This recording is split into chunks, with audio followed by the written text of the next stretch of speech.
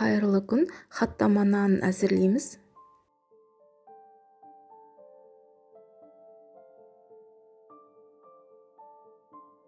Жылы суға жарты шай қасық ашытқы, 1 шай қасық толтырып тұз, ұн салып, жұмсақ қамыр илейміз.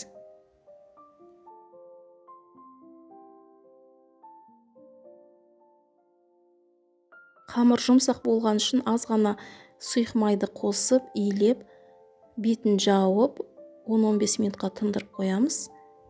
Қамырды екіге бөліп, әр бөлікті өте жұқа етіп жайып шығамыз. Сары майды ерітіп, екіге бөлеміз. Еріген суыған сары майды қамырға бір тегістеп жағып, ораймыз қамырды. Ортасынан кесіп,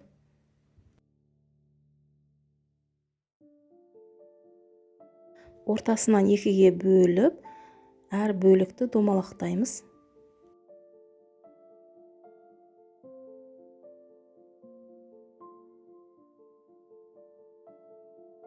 Хаттама қамырын пакетке салып қоямыз. Екінші қамырды да жұқалап жайып, бетіне сары майды жағып, оқтаумен ораймыз.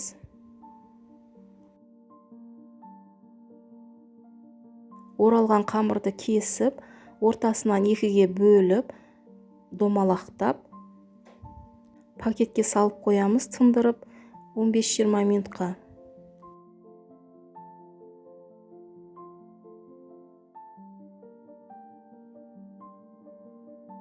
Хаттаманы домалақ етіп жаямыз.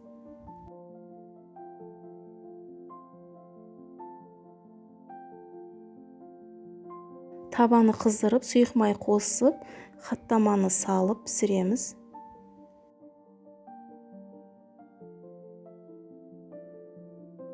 Хаттаманы келесі бетіне аударып, сары майды қосып, бетін жауып пісіреміз. Қабат-қабат болып әдемі піседі. Дәмді жасап көріңіз, ас болсын, қолыңыз дерт көрмесін.